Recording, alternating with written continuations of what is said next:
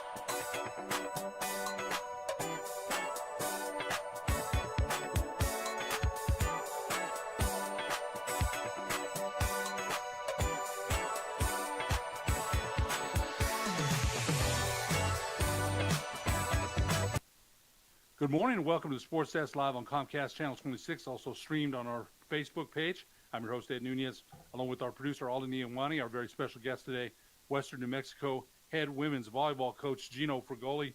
Mustangs 8-9 on the season and a little bit of rough sledding last week on the road, but definitely a team I feel is trending upward. Coach, welcome to the show.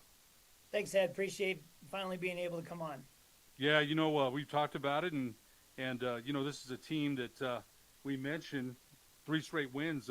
And, it's funny because I called one of those matches a 5-setter that, a couple weeks ago. It's one of the best matches I can remember calling in my 6 years now as a voice of Western New Mexico. And then you come back with another 5-setter that my son called, and so it was a lot of drama with those. Every set was contested, every ball, every dig. But tell us a little bit. I had the schedule here somewhere, but tell us a little bit about where you feel them. This is your 3rd year as the head women's volleyball coach, taking over for Holly Watts. Tell us where you feel your Mustangs are. We mentioned we feel like you're trending upward. Tell us where you feel the team is right now. Well, I feel bad because when I first got here, I had a talk. I was the keynote speaker for the New Mexico High School Association. They have their big summer convention. And I got up there and I talked about how to rejuvenate a program, how to rebuild a program.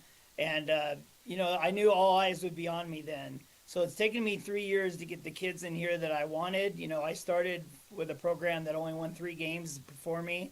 And so this is just a lot of hard work. 2-3 years later, here we are at 500, fighting to get in the playoffs.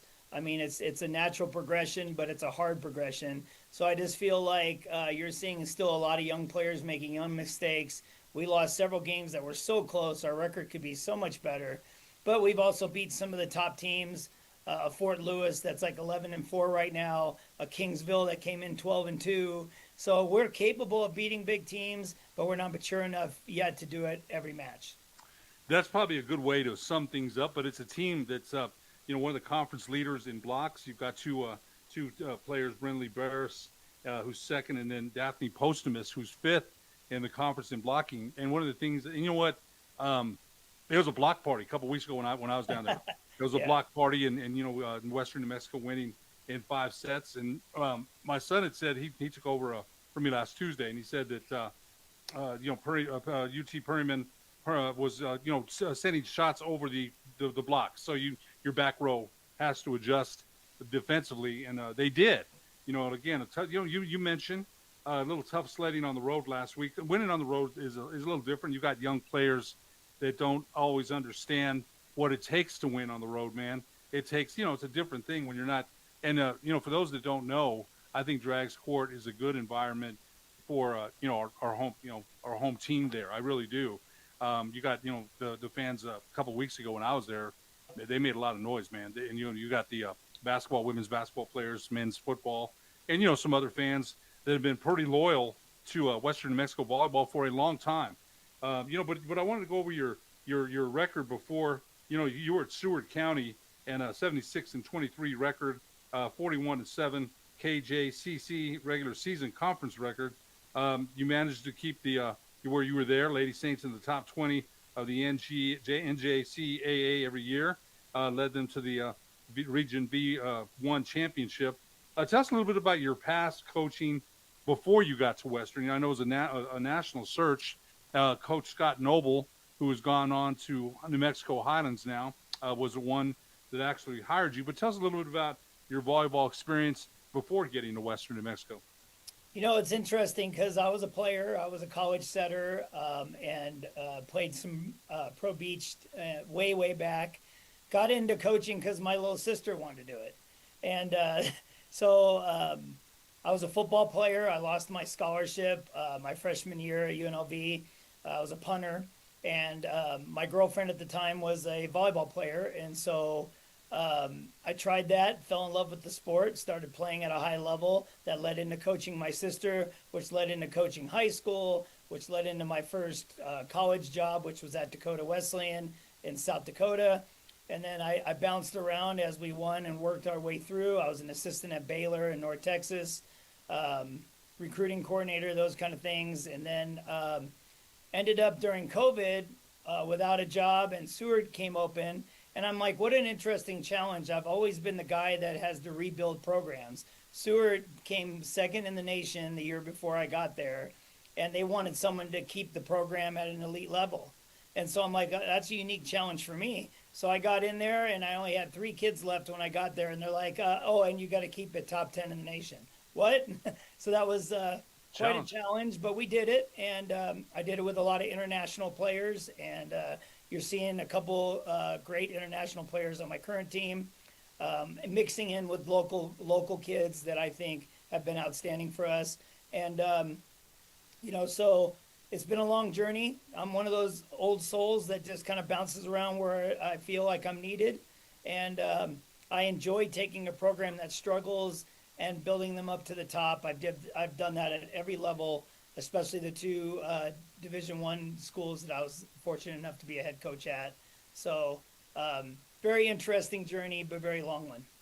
You know what? You got 2 great assistants, Jerry Hulla and Jasmine Walker. And Coach Hulla comes, it's funny because I watch Jerry sometimes, and he'll do a little jig and dance sometimes, and he's cracking me up, man. And then that's to me, it's funny. He's got a lot of passion though, because every time out he's instructing, coaching, and he's got an extensive background. Jasmine Walker played for you last year, and she's I think a all honorable mention, all Lone Star Conference performer.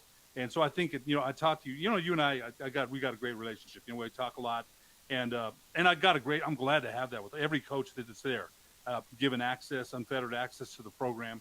I'm a big supporter. I'm a Lobo man. I'm from UNM. There's no doubt. But when I'm there, man, I always say, I'm a Mustang, and I want us, say that when I'm there, us to win. So I think that you put together also a good staff. But third year, everybody says third year is the key, right, to rebuilding. What's been key? I mean, you brought in. Okay, we'll get into this in a second too about the volleyball at the Lone Star Conference level in D2. Man, people have no idea. That Lone Star Conference is a beast in every sport that I've seen. It's a beast. But tell us your goal. You bought in Boris. You bought in Haley Meeks, Daphne Postumus, Kaylin Salgado, Ava Frieza. It's played here and there, but Jade Rampton, Jaden Hughes. You've got some outside hitters, man, that I think, and then some setters. Hannah Haggard, 10th in the conference in assists. Savannah Hafes is an outstanding freshman passer. Tell us a little bit about your construction of the roster for this season, where you're at. And it's not over yet, but it was real key to get that size at the net. You had told me that. Well, when Mr. Noble hired me, he said, this is not it's not a usual university. It's hard to recruit here because of the location and the past history. But he knew that I had a lot of experience recruiting and a lot of contacts. And so I had to be creative here. So you look at a girl like Jade Rampton, I found her in China. Her parents had a job at an American school in China, and she was playing against much shorter, unathletic kids. and we took her in and trained her. I had to get a girl from the Netherlands like Daphne Posthumus, and a kid that was maybe overlooked by a lot of people, but was tall, had good athleticism, just needed some training. Then I went and got some local kids like Caitlin Salgado. She was the MVP of 6A in El Paso. Probably one of the better outside hitters in El Paso. And I got 2 or 3 girls from that area. Then I used some old connections from my time at North Texas and got a couple girls from the Dallas area, brought them in. Went and got a couple kids like Meeks and Isabella Brewer, who's been hurt, but you're probably going to see her soon, from Phoenix. And they were from one of the top clubs in Phoenix. So for me, it wasn't a typical where I get everybody from one area or one program or whatever. I had to really search and find the right kids and bring them in. And again, we're young, but it's been interesting because everyone that's watched our team is like, wow, the athleticism and the pieces are there. We just got to build it. The other thing is the athleticism. Some of these are freshmen, and we keep talking about that in the case with Daphne Posthumus, Brinley Barris, Haley Meeks. They'll get bigger. They'll get natural maturation. There's I see you lifting for explosion and for volleyball. Everybody has a different program. Football's got their program. Softball's got theirs. Basketball has theirs. But they're going to get better because natural maturation. I look at Daphne Posthumus, who's, man, some of those blocks, jeez, man. I liken them to a basketball block, get it out of here, right?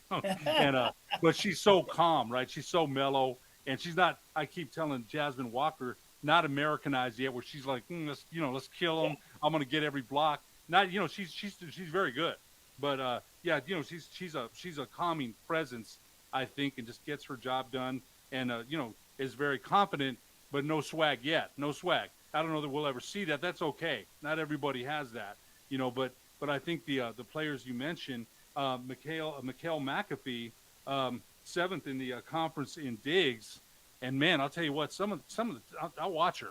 Gosh, man, the pancake digs, the laying it out, saving. How many points has she saved you this season? I think she's outstanding. So talk about her a little bit. Well, Ed, there's a couple things there. First of all, is I'll equate this to basketball. You see some European basketball players, they come over and they're not as aggressive. They're taught more to shoot than they are to be big men or be physical. I think that's where Daphne's at. Her background in the Netherlands, the way they train over there, I don't think you're going to see a lot of fire that's Brinley Barris. Brinley Barris is, I'm going to kill the girl on the other side of the floor. She's got an anger about her when she plays, and I love that. But I think that Daphne, coming from Europe, has more of just a calculating approach. She's kind of a more laid-back person to begin with. So you're just going to see that. But she makes plays, and it's very interesting because she's one of the few players I've coached that can have a laid-back attitude like that and kind of seem kind of meek, but still score and be an impact player and be a LSC Conference Player of the Week. So for the first time in a long time. Yeah, first Coach, time. We're going to take a quick break. I don't mean to interrupt you, so we got to take No, a you're break. good. We come back, we'll talk more about this year's version of the Western New Mexico Mustang volleyball team after these messages on the Sports Desk.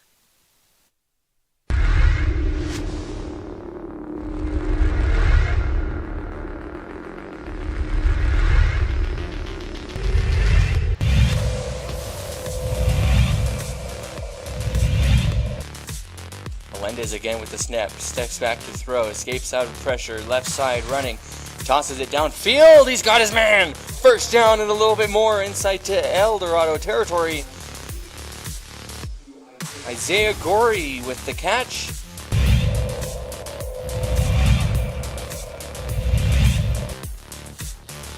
Takes the snap, gives it off. No, he holds on to it. All by his lonesome, he hits it. It's going to be a race. Has to cut it in. One move, no, knocked out of bounds. But Jordan Cardenas.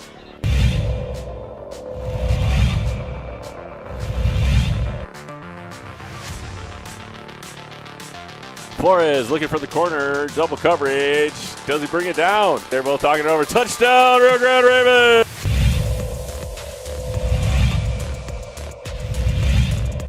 Smith moves across in motion again, now trips on the outside. He looks for Smith again, is he there? Oh, and it's picked off! Picked off, this time it's Jashawn Morina. Morina goes. And he's through and it's fumbled.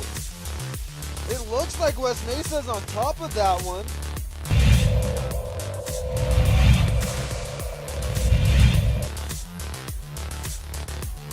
Archuleta bobbles the snap, but has a receiver wide open, nobody even close to him, and he's going to go the distance. That is Payson Nelson.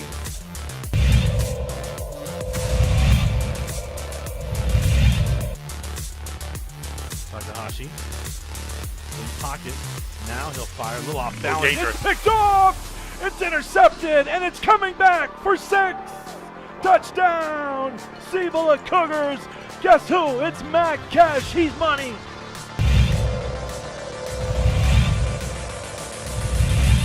Second half. Takes it through the middle. Goes that to the corner and it's caught. Great play, touchdown. Marcus Ochoa again.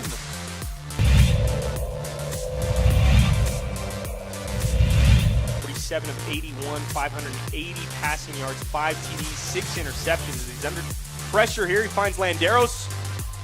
And Landeros has some space on the right side. Landeros is going to go in untouched from 51 yards out.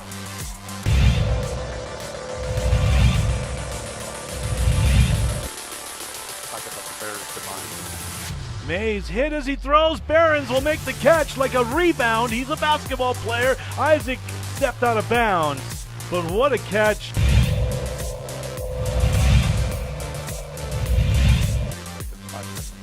The clock at 3. And look at him scored free. Takahashi has speed to burn. Nobody's going to chase him. Is there any laundry on laundry day today? No, it's a touchdown 95-yarder. for Micah Takahashi.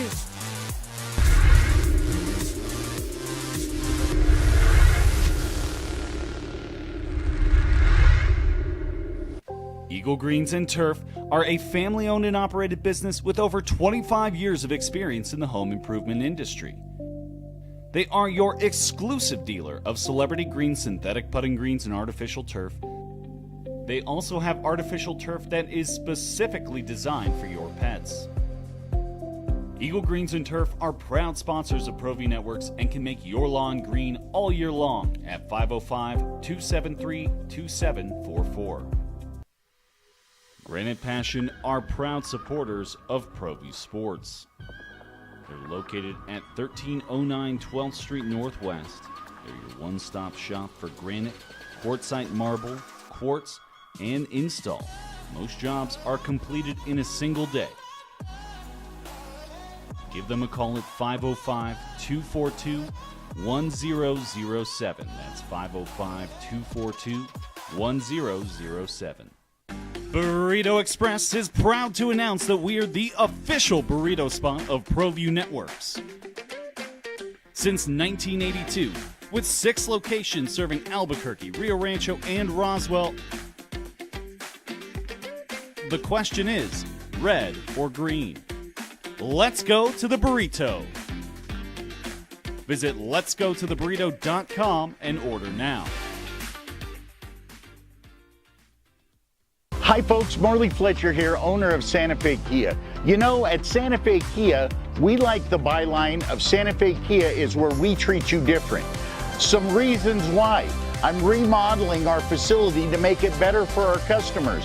Our salespeople treat people with respect and the way they'd like to come and purchase a vehicle. That's why at Santa Fe Kia, it's where we treat you different. Welcome back to the Sports Desk, live on Comcast Channel 26, also streamed on our Facebook page. I'm your host, Ed Nunez. Our very special guest today, Western New Mexico head volleyball coach Geno Frugoli in his 3rd season. And, Coach, you know, we talked about in the first half about recruiting. Coach Noble, you know, I still think about him a lot. You know what, though? Matt Enriquez is a great interim AD. I love Matt. I've been there 6 years, man. So it's like a Mustang family to me. It really is. That's why I'm glad you guys, you know, treated my son with the way you did because, you know, I've been there. It would have been 7 years if it hadn't been for COVID. So, you know, Coach Enriquez knows the Silver City landscape like nobody I know. But when I used to see Coach Noble, I'd be like, okay, because he has that presence, right? He walks in, it's like, man, okay, you know, that type A Yeah, you got personality. that right. Yeah. Yeah, I love the guy. Him and I really, him and I got We're along. playing at Highlands here in another week or two, so we're going to see him. And Josh, Josh Yeah. Brown, the former sports information director, who was Great type A too, man. Both, Great both guys. of them. Yeah. I love them both. Love them Yeah. both. I worked with Josh for a number of years at ProView, and then he was my road dog, as I called him, coming down to. We spent a lot of time on the road together, man. I bet. We did. Yeah. Now we're flying a little bit more, and it's it's better 50 minutes than 3.5 hours. But some key stats here. In kills, Daphne Postumus, 157. Caitlin Salgado with 145.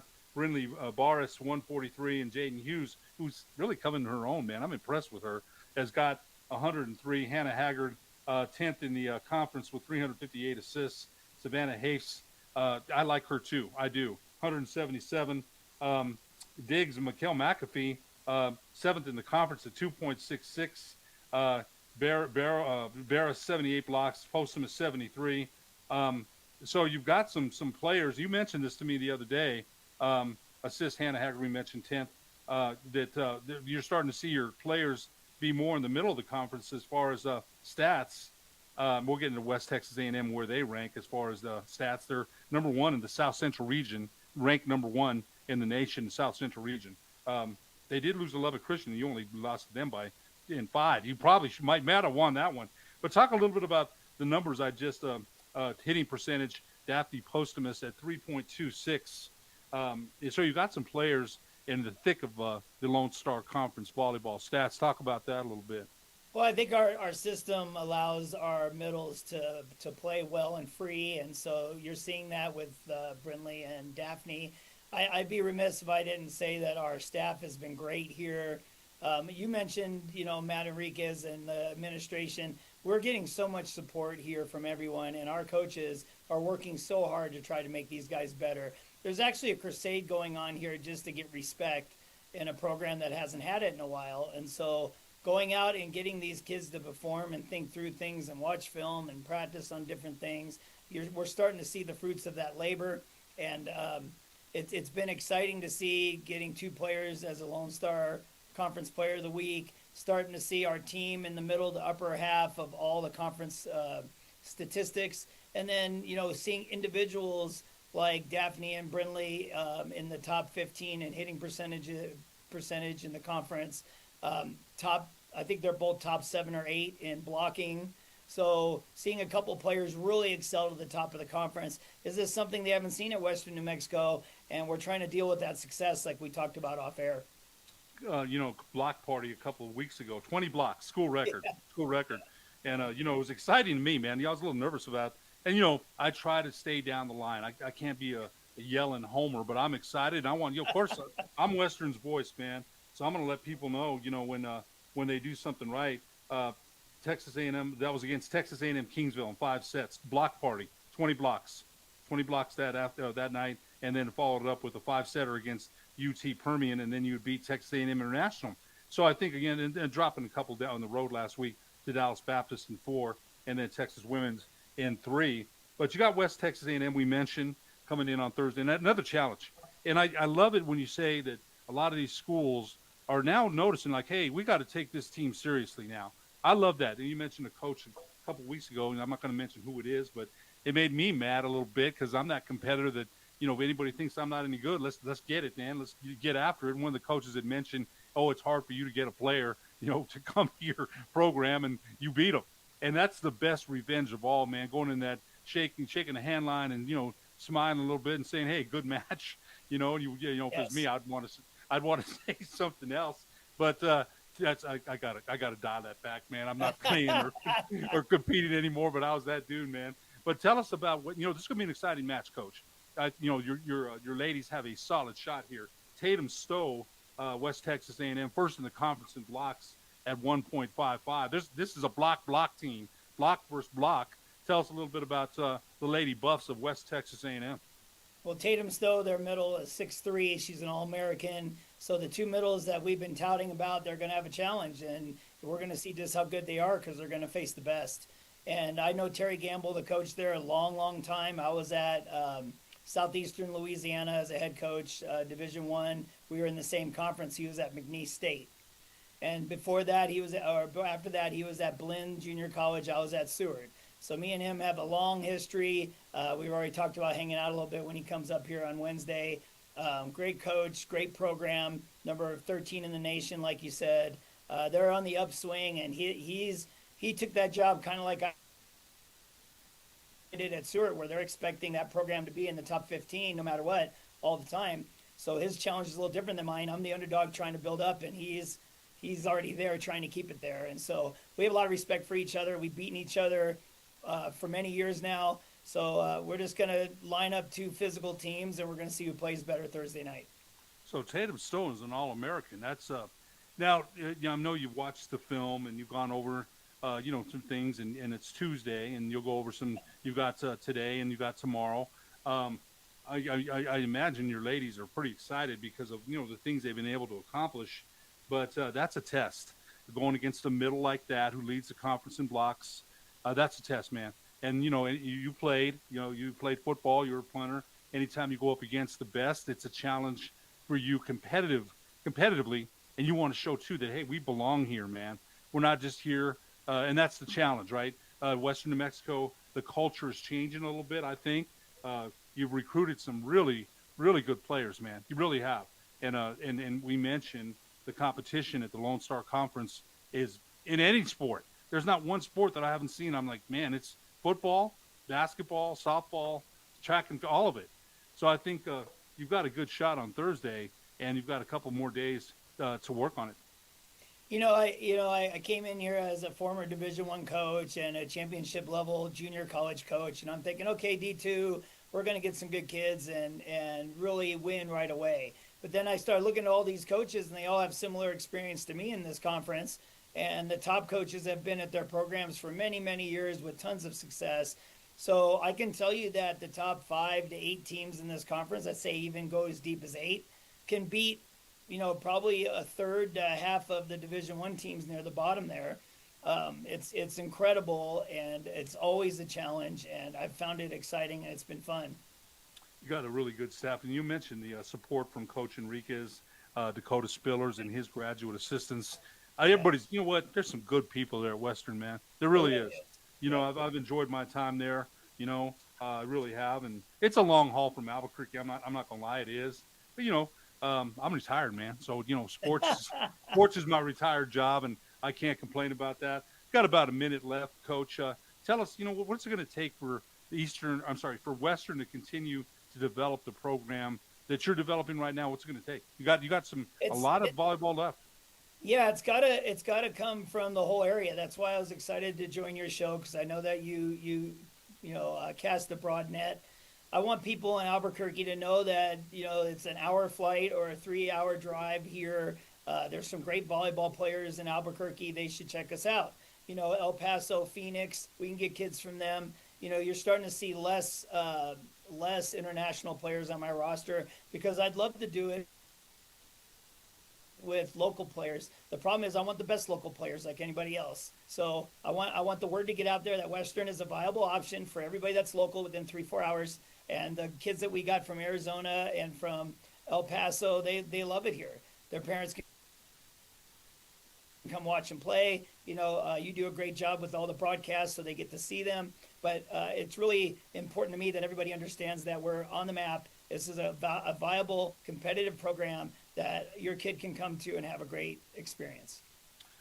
Western New Mexico head volleyball, women's volleyball coach Geno Frugoli, thank you so much for being our guest. I'll see you down there on Thursday, and we take on number 13th ranked West Texas A&M, the Lady Buffs. I'm looking forward to it, man. I really am. I get a little psyched up for those. Like, okay, let's see what we got, right? So again, Coach, thanks for joining the show today. I appreciate it, and this year's crazy because like Kingsville beat West Texas, but West Texas has beat everybody else. And I mean, it's possible if we play good to knock them off, but it's also possible that they could really come on and beat us by a lot. They beat Eastern really badly. So it comes down this year to what mentality are you going into each game and how you can execute. You know what, Coach? We'll see what happens on Thursday. Once again, thanks so much. I'll see you next. Thank you. Thanks for having me. You bet. For producer Alden Iwani, I'm Ed Nunez. We'll see you next week on the Sports Desk.